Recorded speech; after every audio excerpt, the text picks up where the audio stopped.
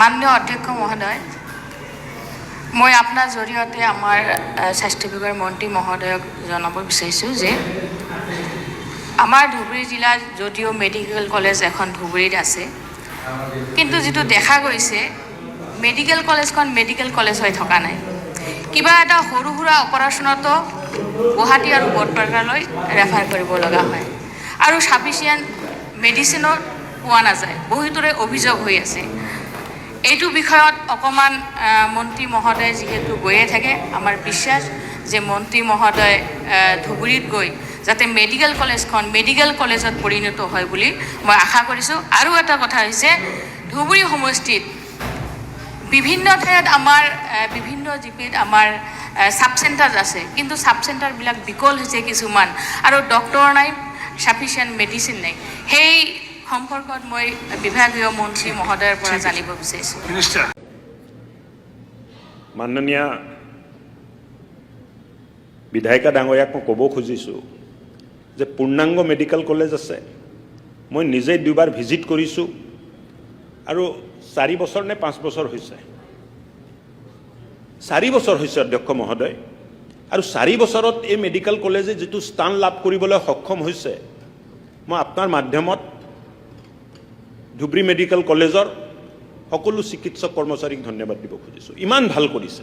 তাৰপিছত বিধায়িকা মহোদয়া যদি সন্তুষ্ট নহয়, মই গাৰ্জেন মন্ত্ৰী বাইদেউক মই নিজেই লৈ যাম। বাইদেউৰে সমষ্টিত চাগে এইটো পৰে আৰু ভাল চিকিৎসা দি আছে অধ্যক্ষ মহোদয়। নাই দিয়া নহয়, মই নিজে তাত আছোঁ আৰু স্বাস্থ্যমন্ত্ৰী হিচাপে মই সন্তুষ্ট।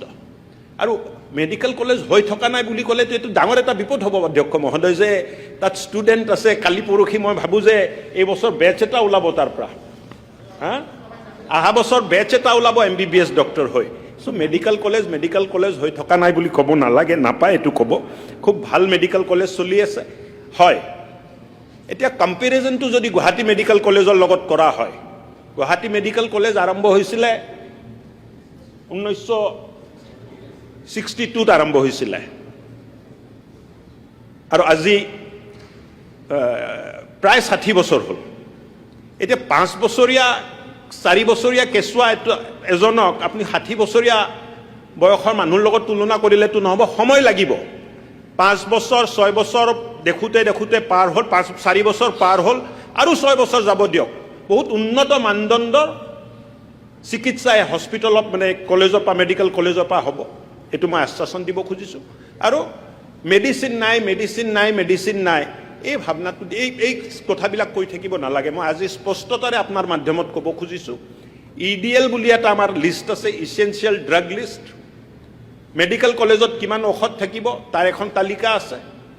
ডিষ্ট্ৰিক্ট হস্পিটেলত কিমান ঔষধ থাকিব তাৰ এখন তালিকা আছে।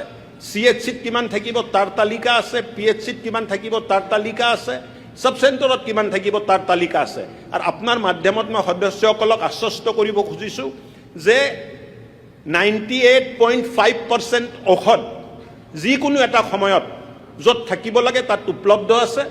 আৰু কোনোবাই যদি তেনেকুৱা কমপ্লেইন দিয়ে তাৰ ওপৰত বিস্তৃত মানে ইনকুৱাৰী কৰা হ'ব বুলি মই আপোনাৰ মাধ্যমত সদস্যসকলক